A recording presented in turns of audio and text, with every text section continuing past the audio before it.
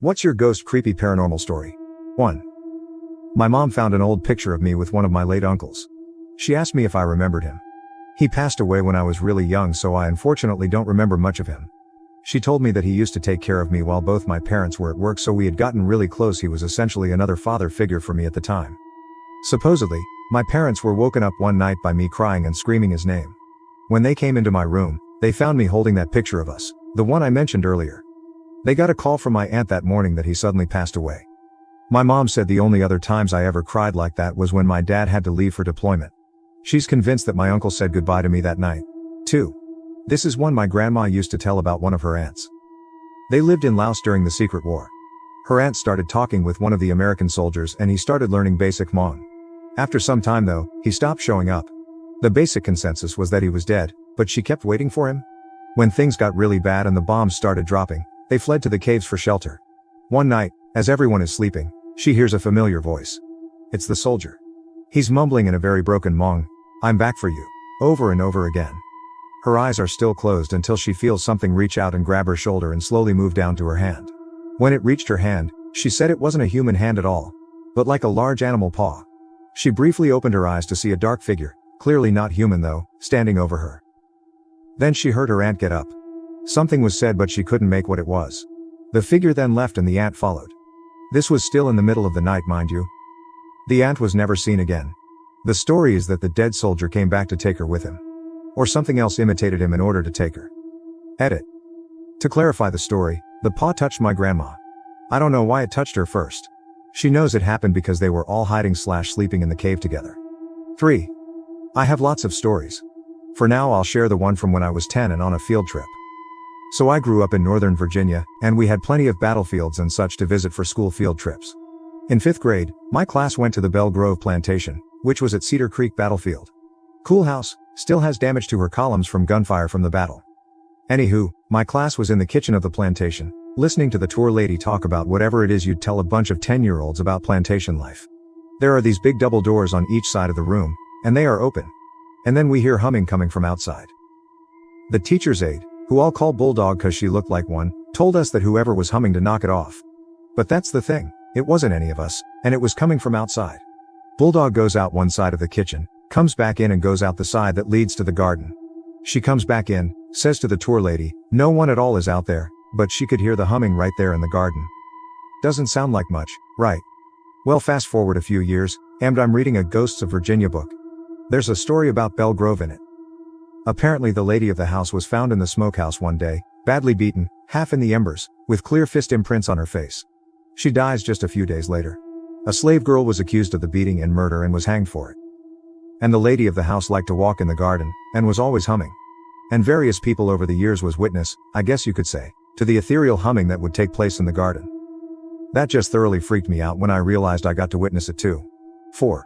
So when I was 14, my dad died. No need to be sad about it, he was an ass. When he was alive, he loved to sneak up on people and scare the shit out of them. One of the ways he'd do that was to just silently creep up and chill out in the corner of your vision till you realized there was this asshole staring at you. After he passed away, I'd be sitting in the living room watching TV and I would see him just glide up into the corner of my vision across the room and stand and stare at me from the front entryway. I'd look over and poof, nothing there. Now this can be easily written off as me being tired, mind playing tricks on me, etc., but that isn't all of it. Dad loved to watch history and nature shows, and this was back when the History, Discovery and Anna channels actually played decent docs and biographies and the like.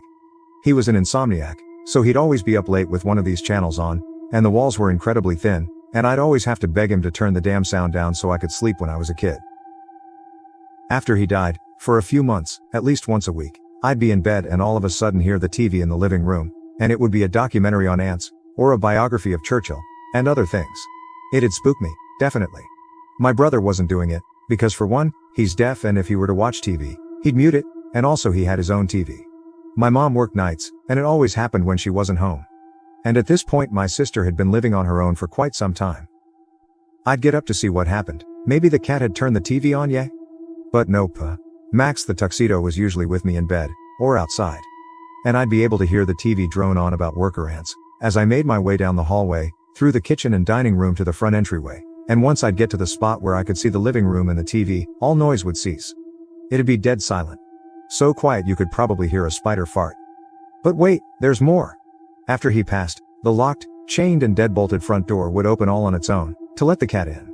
This one happened in front of everyone at differing points over the winter after dear old dad had kicked the bucket. But the thing that really got me, is this event I'm about to tell you about. I was down in the basement one night, watching TV. My mom was home and in the living room. Whenever she needed me, she'd stomp on the floor to get my attention. And that night she stomped something furious. I raced upstairs, and she's sitting in a chair, with a wooden TV tray table in front of her. On the table, was a styrofoam cup, and it was shaking. Violently. There were no open windows. There were no fans. I picked up that fucking cup and checked for wires and strings. Absolutely fucking nothing was attached to it, making the damn thing move. I put it back on the table and it would shake again. Mom, of course, is saying it has to be dad doing it. And nothing else, the creeping visions, the cat coming in through a bolted and chained front door, and the documentaries about ants being heard at all hours of the night freaked me out as much as that damn cup freaked me out. I knew my mom wasn't doing it. I checked and double checked. The table was perfectly flat on the floor, didn't wobble, there wasn't a way to make that cup move, and not the table itself, you know. It just thoroughly spooked me. And mom kept saying it had to be dad, he was a trickster, yada yada yada. So I just shout out, if that's you dad, knock it the fuck off. And it stopped.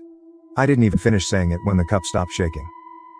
After the cup incident, the cat had to wait for a real live human to open the door for him. I heard no more documentaries in the middle of the night, and I didn't ever see dad creep up in the corner of my vision to stare at me. 5. Okay, so this next stories are a little harder to believe.